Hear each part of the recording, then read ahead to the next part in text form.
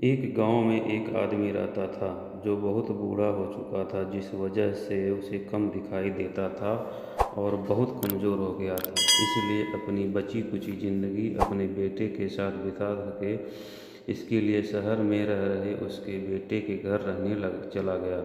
बेटा एक शहर के छोटे से मकान में रहता था। मकान तो छोटा था, लेकिन उसके अंदर जो चीज़ें थीं वह महंगी थी। उस मकान में बेटा, उसकी पत्नी और उनका 5 साल का बच्चा या छोटा सा परिवार एक साथ मिलकर रहता था। बूढ़े पिता के आने से उनके परिवार का एक सदस्य और बढ़ गया। यह पूरा परिवार रोज़ सुबह शाम डाइनिंग टेबल पर साथ में खाना खाया करता। बूढ़ा पिता अपनी कमजोरी के चलते हमेशा खाने की चीज़ें नीचे गिराता रहता और कई बार कांच की बर्तनें भी टूट जाया करते थे। कुछ दिनों तक तो बहू और बेटे ने यह सब सहन किया, लेकिन बाद में वो दोनों बूढ़े की ऐसी हरकतों से चिढ़ने लगे। एक दिन बेटे ने कहा कि ऐसा कब तक चलेगा, हमें कुछ करना पड़ेगा। उसकी पत्नी भी इस बात से सहमत हुई। अगले दिन बेटा कहीं और से एक पुराना मेज लाकर आया और घर के एक कोने में उसे लगा दिया। अपने पिताजी से कहा, आप यहीं पर बैठकर खाना खा लीजिए। उन्होंने एक लकड़ी का बर्तन भी बनवाया, जिससे वह बूढ़े को खाना देने लगे। अपने कांच के कीमती बर्तन में खाने के लिए पूरे माँ बाप को लकड़ी का बर्तन देने में उन्हें जरा से भी शर्म नहीं आई। अब खाने के समय जब जब होता तो बूढ़ा एक कोने में बैठकर खाना खाता और बाकी परिवार डाइनिंग टेबल पर खाना खाया करता। डाइनिंग टेबल पर बैठे बैठे दोनों पति पत्नी कभी कभी अपने बूढ़े बाप की तरफ देख लिया करते। बूढ़े बाप की आंखों में उन्हें आंसू भी नजर नहीं आते।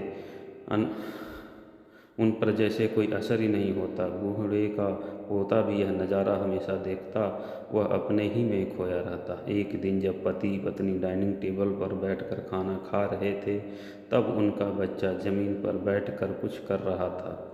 उन दोनों ने बच्चे के हाथ में लकड़ी का टुकड़ा देखा, लेकिन उन्हें कुछ समझ नहीं आया कि बच्चा लकड़ी के टुकड़ों के साथ क्या कर रहा है। जब बच्चा पिता के पूछा कि बेटा आओ खाना खा लो, तो नीचे बैठ कर क्या कर रहे हो, तब बच्चे ने भोलेपन से कहा, अरे मम्मी पापा, मैं आप दोनों के लिए एक लकड़ी का बर्तन बना रहा हूँ, ताकि आप लोग जब आप बुरे हो जाओ तो दिनों में खाना दे सकूँ। अपने नादान बेटे द्वारा दी गई यह सहज बात दोनों के दिल में तीर की तरह उतर गई। दोनों एक दूसरे का चेहरा निहारने लगे।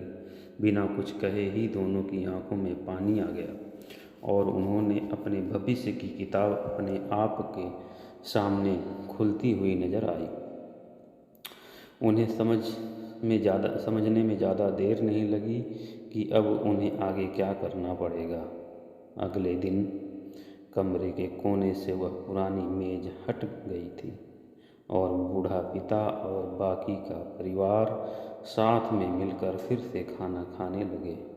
बूढ़े की कमजोरी की वजह से हो रही गलतियां भी अब किसी को नहीं चिढ़ती। दोस्तों, यह कहानी हमें बताती है, हर वह पत्ता जो आज हरा है वह कल सूखेगा और डाली से नीचे भी गिरेगा।